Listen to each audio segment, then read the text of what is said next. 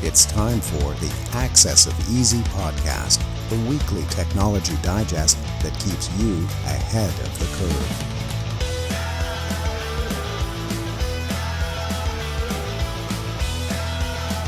Brought to you by EasyDNS.com. Welcome back, everybody, to Access of Easy. This is number 334. My name is Joey. In the other panel is my co-host, Len. It's Friday morning. What's going on, buddy? How the heck are you? I'm okay, Joey. You know what? It's the end of the work week, which is fantastic. So I'm getting ready for the weekend. Gonna enjoy it. Weather's getting better. The daylight hours are getting longer. It's a good time of year. How about you? How's it going over there? It's good, man. Dog is starting to learn to come back from his pee on his own without me calling him, which is nice. Are you golfing this weekend? I hesitate to ask because there's not much snow on the ground here in Dundas. I don't know what it's like where you are, but it's probably too wet. It'd be wet, but it'd be doable.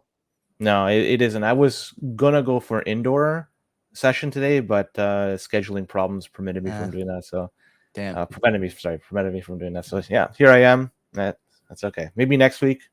If not, whatever. Yeah, I'd love to get out again. It'd be nice to do some January golf. Coming soon. We just need a little bit more global boiling. So last week's quote, we can start as always. It is not the external stress that kills you or makes you stronger.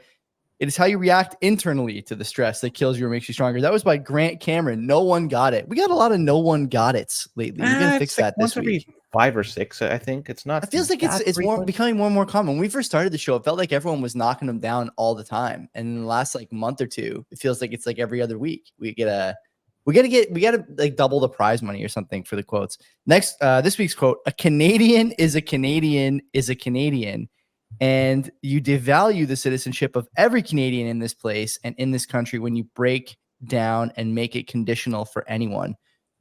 That doesn't sound like a old quote. It sounds like something that was said in the last year, honestly. So if you know who that was by, put it in the comments. No searching, no Googling. You guys know the rules. And you get your next domain hosting or renewal on EasyDNS, which is great if you get that one right. So Len, we got, I think, 6 stories, though a couple of them are pretty short this week. Where do you want to start? This triangulation fraud, which I have never... This is wild. It is interesting. I've never heard of before, and I had to read everything a couple of times because I didn't truly understand what's going on and who was being attacked here and so forth. But it's interesting. Anyways, it's very messed up. So as I mentioned, the triangulation fraud, and the subject matter in question is one Mr. Timothy Barker, and I'm sure he was also thinking the same thing when he first heard of this triangulation fraud thing. What the heck is it? Well, Mr. Barker, a Canuck, became entangled in a web of e-commerce fraud. And his troubles all began when Mr. Barker made a seemingly ordinary purchase, an online purchase, for his employer. And this purchase was done through Amazon. So nothing out of the ordinary here. And he did so using his own credit card. So here's where things get very, very odd. The seller from which he purchased the stuff on Amazon was engaging in some fraudulent scheme. And the type of scheme, which is, the triangulation fraud, the seller did not have the goods that the buyer ordered, which is odd. And then, so what the seller did, he then used a stolen credit card that he obtained, and he used that to buy the same items that were ordered through a different retailer. In this case, he used Walmart, and then he had them delivered to Mr. Barker. So in Mr. Barker's eyes, he got the items that were delivered, that he ordered, delivered to his house, albeit it was from a different vendor, so it's rather confusing. But yeah, this is the whole triangulation thing. So the original seller pockets the money from the buyer, while the stolen credit card payment is used to purchase the goods from a legitimate retailer. And really, in the end, the person who had the credit card stolen gets rug pulled, and also the person who did the original order got rug pulled, because Mr. Barker was completely unaware what was going on, right? He placed an order. Allegedly, that's what he says. He says he didn't know. Right. I mean, this is his claim. So I don't know. I'm going to just base on what he's saying here. It may or may not be true. This is like, for people who are having trouble understanding this, Len and I were talking before we started recording. We had to read this one a few times. This is akin to think about drop shipping, where you order something from a vendor, but the vendor actually just uses in a lot of cases, a Chinese factory to make the stuff on demand and ship to the person's address. So there's no warehouse storage. This is a little more nefarious, but the sort of mechanisms are similar. It might be a good jumping off point to the story and to the fraud. Well, you got to look at it from a different vantage point. So from the buyer's point of view, if he's perfectly legitimate, yeah, everything seems fine. It just yeah may seem odd that he got the goods from a different vendor, but in a he got Walmart it. box, right? In this case, Yes, rather than Yeah. the Amazon box. And then the person who had their credit card scammed, stolen, and used to buy the goods, they're wondering what's going on here. And then they were able to figure out it was sent to Mr. Barker's place or his workplace. And so then eventually they unleashed the RCMP, the Canadian Royal Mounted Police, and they charged Mr. Barker with theft because, you know, on the surface it looks like, well, he's the one that may be the perpetrator here. And he's claiming that he's innocent and he's just, you know, he's just a pansy in all this thing. And pansy? Pansy. Is that I don't know. No, it's a pansy. That's it. I thought a pansy was a flower. Is it? No, it's a pansy. That's it. Okay. Anyways, he's facing some serious charges as a result of all this. He's maintaining his innocence through the whole course, but he says that, you know, he's merely a victim in this whole elaborate fraud. Let's be honest. Somebody went through a great deal of effort here to make this believable. And this story is actually, I've never heard of it before. But eventually, too, I've been reading in this article and read elsewhere, is that the charges were eventually dropped against Mr. Barker. So it looks like the police believed his story and they're doing an investigation to figure out what's going on here. But really, like, this is messed up. So is it somebody that hated Mr. Barker? Is this somebody that wanted to take revenge with him? Is this somebody who just wanted to pocket the money with the stolen credit card, which is indeed that they did? I don't know. There's a lot of unanswered questions here. But the only thing I would suggest, if ever you place an order for something, and if it's done through Amazon or whatever retailer, make sure that whenever it's delivered to you, it is done so by the place where you ordered it from. Because if not, here's another scam in the wild that you could be a victim of. And this guy, unfortunately, lost his job as a result of all this. Like, there's a lot going on here. This guy was severely negatively impacted from this. Is he telling the truth or not? Well, they dropped the charges, but I guess they're going to look a little bit further into this. I have no idea what to make of this. A couple of things that I laughed about reading the story. Number one, I think it's the RCMP or the credit card. The person who was defrauded with their credit card points to, oh, here we go. Amazon.ca said it conducted an investigation and found that Mr. Barker never filed a complaint about the seller or transaction in question. I don't know that he would. Why would he file a complaint if he got the stuff, right? If the box is the only thing that's different, he may not sign off any alarm bells. The company noted that Adavio, steady, okay, these scam companies showing up on Amazon with seemingly random combinations of vowels and consonants to make a word that sometimes is pronounceable, sometimes is not. This is a good example of that. The company noted, the company is Amazon.ca, noted that Adavio currently has a feedback rating of 4.5 stars out of 5. The feedback ratings on Amazon are worthless. Okay.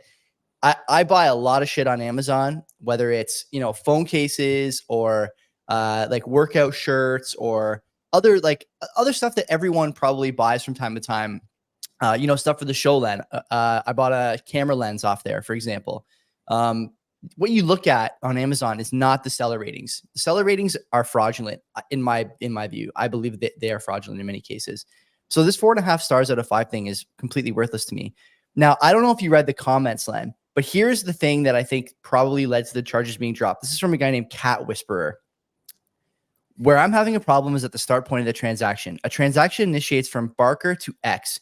That is recorded and Barker's account is debited. True. Then a transaction initiates from Y to Walmart. That's recorded and the victim's account is debited.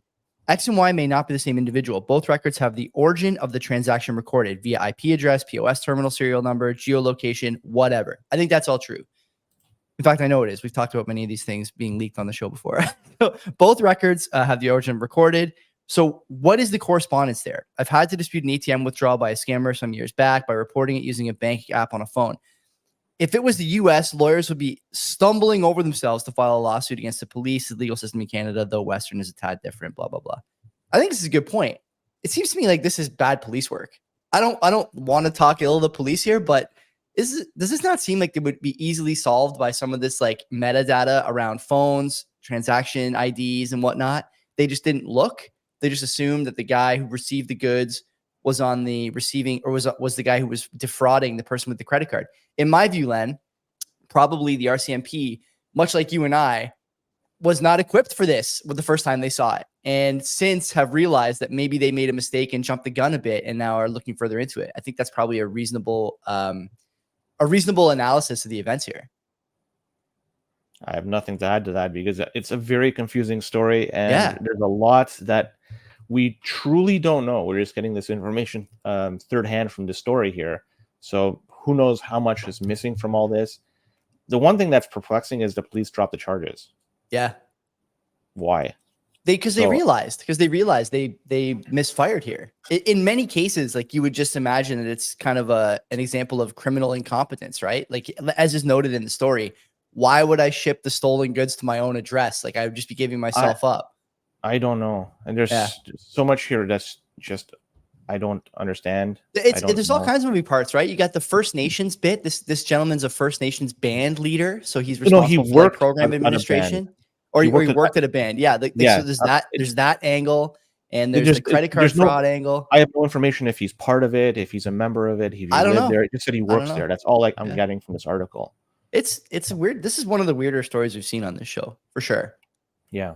Anyways, let's move on because let's rank these two names before we go any further. Kasseika ransomware and Black Matter ransomware. Well, let's just Black Matter I kind of like. Like, you know, I'm going to see Metallica this weekend, and Black Matter is opening for them. They go on at 7:30. Like Metallica's back in town?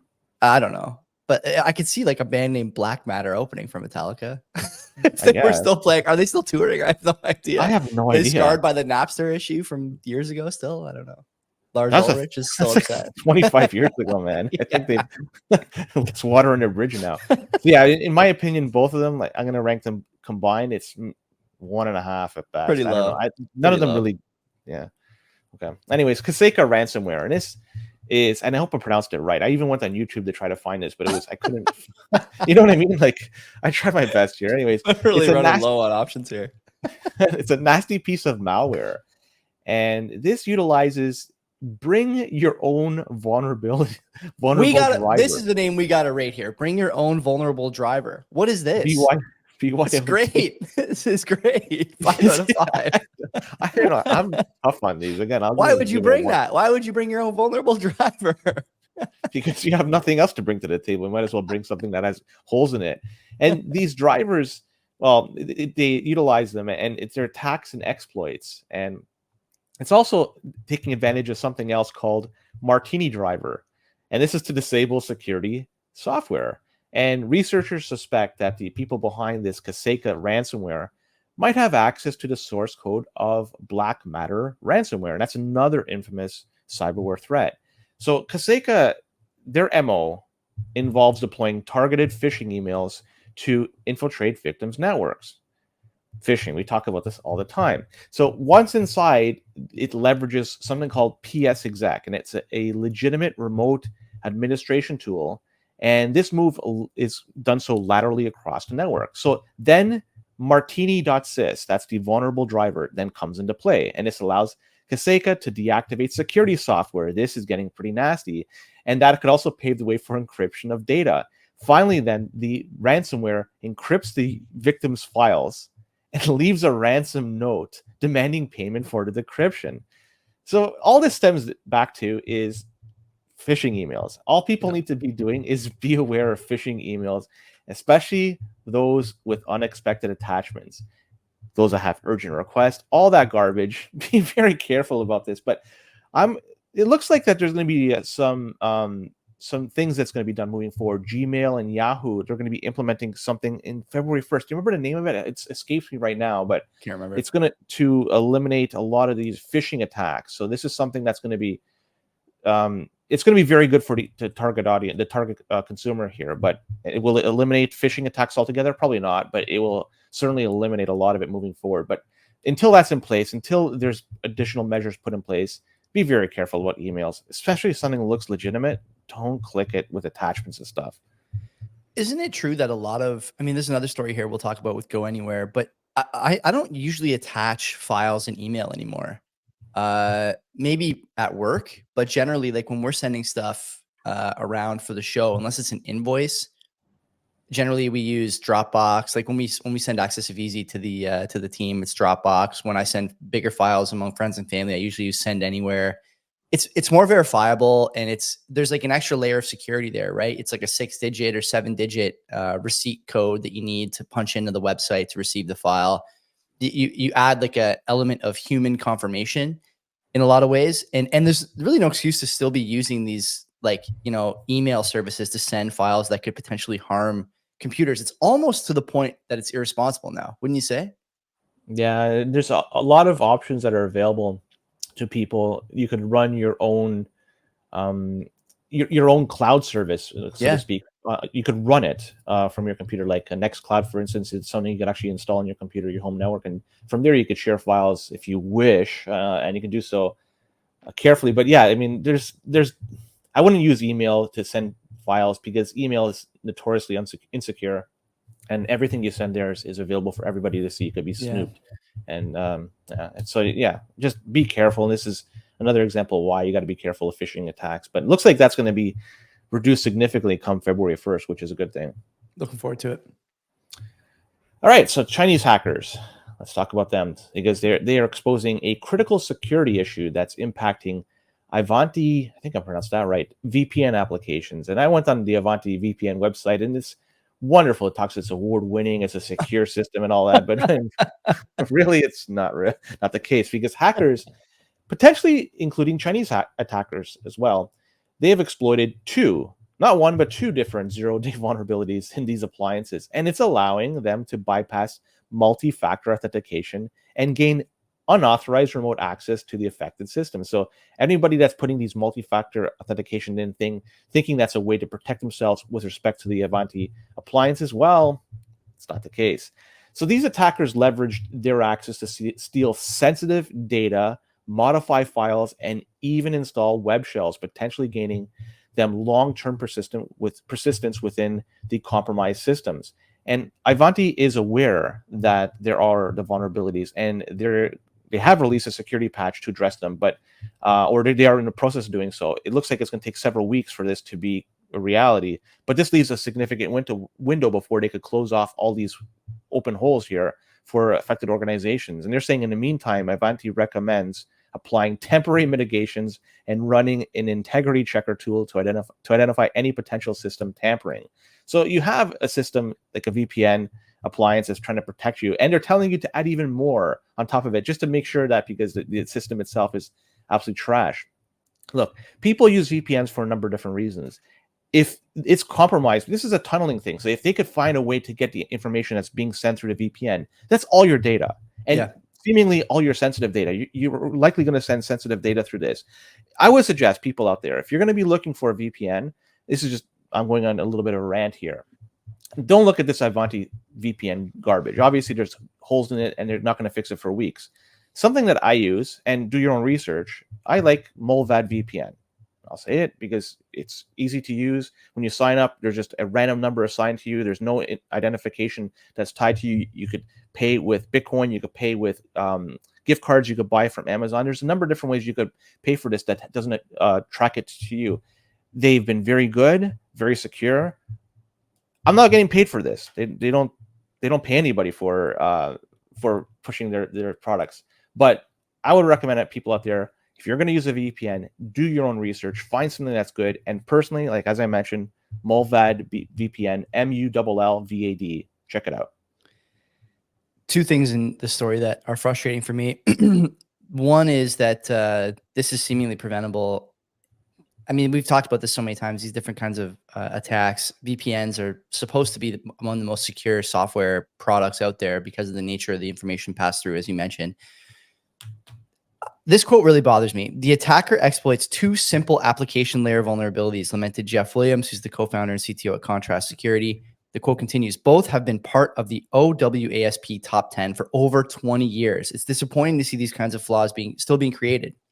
Just another demonstration that all software needs runtime protection, which is live protection services, to prevent exploits in addition to strong application security testing and remediation programs. These guys have been victim to attack vectors that have been around, known, and very popular for 20 years. There's no runtime protection on a VPN, which is like in my uninformed view, completely irrational and ridiculous. You need runtime protection. I mean, you and me have joked about how antivirus programs like Windows Defender and Kaspersky or whatever, they're kind of resource hogs, but God, at least they are doing something in real time, right? Trying to protect your systems in real time. Why is the VPN any different? It's arguably more important. That's a huge gate to your data, to your machine. Terrible stuff here. I would never trust these guys again after this. Agreed. How they could stay in business beyond today, I don't know. I went looking for the stock price, Len. They're not publicly traded, thank God. That would have been a disaster chart, I'm sure. Yeah, I'm sure. It's going to be just rug pulled. Anyways, let's talk about a flaw in GoAnywhere MFT.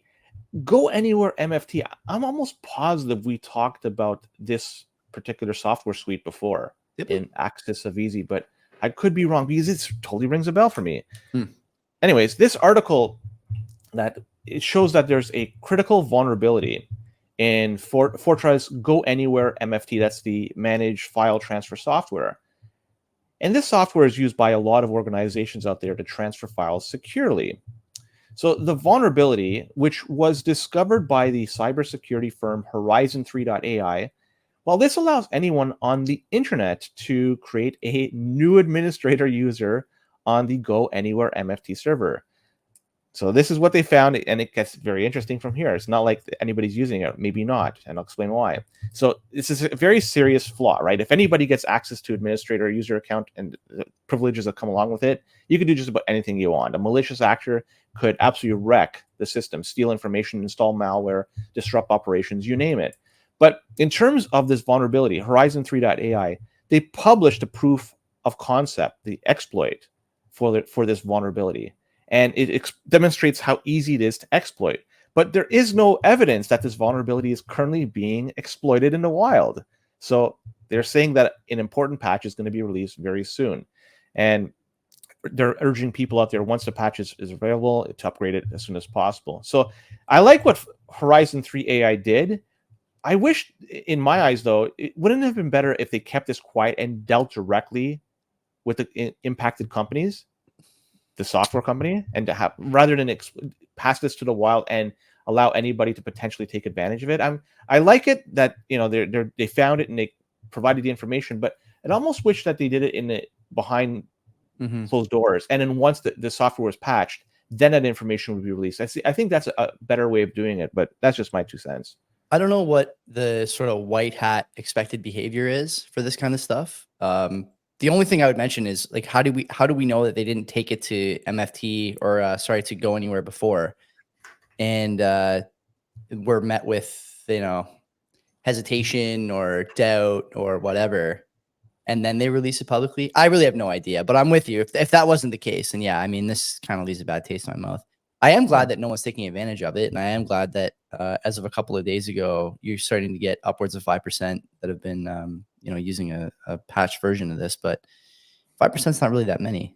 So I've never heard of. I mean, you said we talked about it before. GoAnywhere is not a service I'm familiar with. Yeah, maybe. Like I said, I use like Send Anywhere. Maybe it's a part of that suite. I have no idea. I never even thought to look at that, but similar name. Again, where do you need to be secure? Your email / communications clients, your file transfer stuff, and your VPN. And we've hit all 3 this week already, right?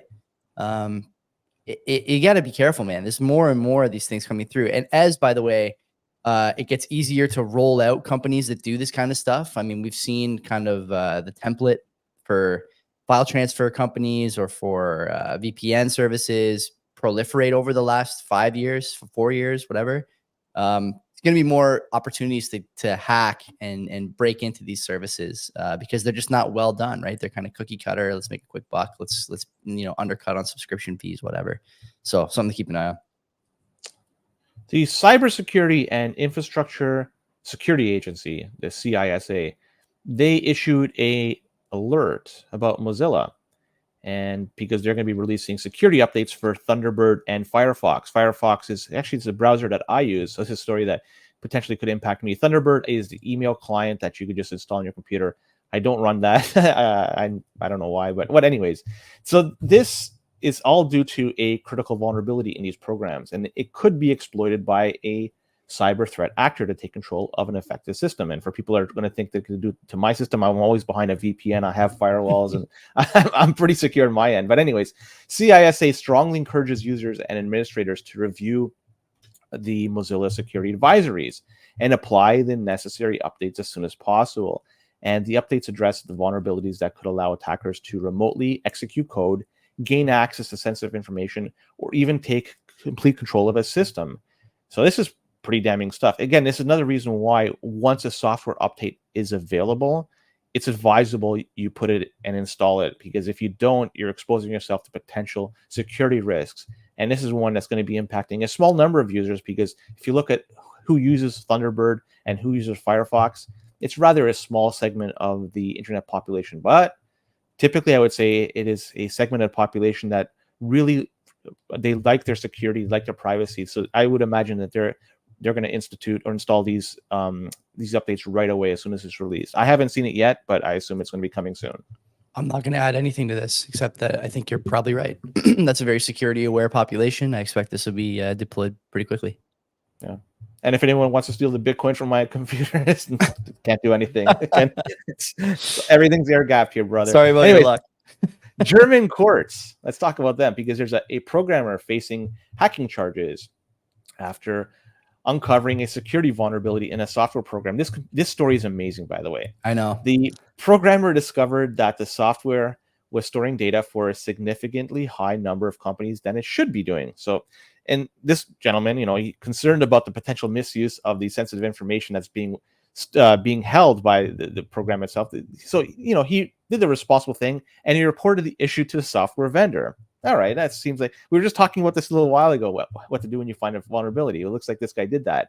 However, instead of addressing the security flaw, the vendor just denied the existence of it. I love that. No, it doesn't exist. Screw you. Anyways, so taking matters in his own hands, this guy decided to disclose the vulnerability publicly. And this move, he was hoping that would intend to protect user data and prompt the vendor to take action. But this backfired on him, and it backfired spectacularly, because the software vendor, instead of appreciating the responsible disclosure, they went out and filed a police report against the programmer, accusing them of hacking. Yeah. And the legal battle resulted in the programmer being convicted of hacking and facing a €3,000 fine. And the outcome, of course, a lot of people are talking about it, they're debating about it, but the merits of it, the questioning the fairness of the verdict. But this is something that I find to be very interesting. No good deed goes unpunished. This is another example of it. But it looks like, with respect to this software company, absolute trash. Like, their actions here were just terrible. Like, they're not there to help out their customers, and they're not there to help out people that are trying to give them information to improve their product. Just absolute trash. If I was using their software, I would turn about and say, find one of their competitors and use that. That's just me personally. But yeah, very interesting story. It just shows you that what's the problems. If indeed you find an issue with a software, don't disclose it publicly, because you might face some serious fines. In this case, €3,000. We can say what you want, how much it is, but to me, if I got a €3,000 fine, that hurt, man. That hurt a lot. He's appealing, or they're appealing, whoever it is, male or female, I don't know, but outdated laws here, I suppose. I mean, I don't really know what to make of this, except that it doesn't really take into account this sort of, like we were talking about before, the expected behavior of a guy who finds a vulnerability. Like, what do you want this guy to do, right? I know this is not necessarily the court's domain, but there should always be an answer for, if this is the thing you didn't want him to do, what is the thing he should have done to avoid criminal proceedings? Certainly it's not do nothing with it. That's not good for the public interest, nor is it good for the company, nor is it good for the guy who found the vulnerability, in my opinion. Certainly it's not, use the vulnerability to prove that there's a problem by, exploiting it and then passing it to the vendor. You've already broken the law there, potentially. I don't know what you're supposed to do, right? Isn't that part of the problem here? There's not like a clear path of least resistance to no litigation. He's done everything right here. I'd be curious to hear what the court ends up saying about this, because they do need, I think, to provide a path. Here's what should have happened if you wanted to avoid this situation. But it doesn't seem to me that they've done that. So let's keep an eye on it. It is outdated. I mean, there's probably a lot of stuff like this hiding in 100-year-old law books that are still being vaguely, nebulously applied to modern day situations. They're not meant for that, right? I'm not one of these people who thinks the laws are just these sort of holy writ that are easily applied to modern day situations as well from 50, 60, 75 years ago. It's just not the case. There's too many changes now. So let's see how this goes. But I feel bad for the guy, honestly. It's a nice chunk of change, like you said. Yeah, well, at least he should have created a patch for the company. So he could have went to the extra measure and actually do the work for them as well. I guess. Like, is that what you have to do? You got to work for free too on the way to, like you said. Yeah. What are your options? You get fined 3,000 euros, or you work for free. I weigh the options.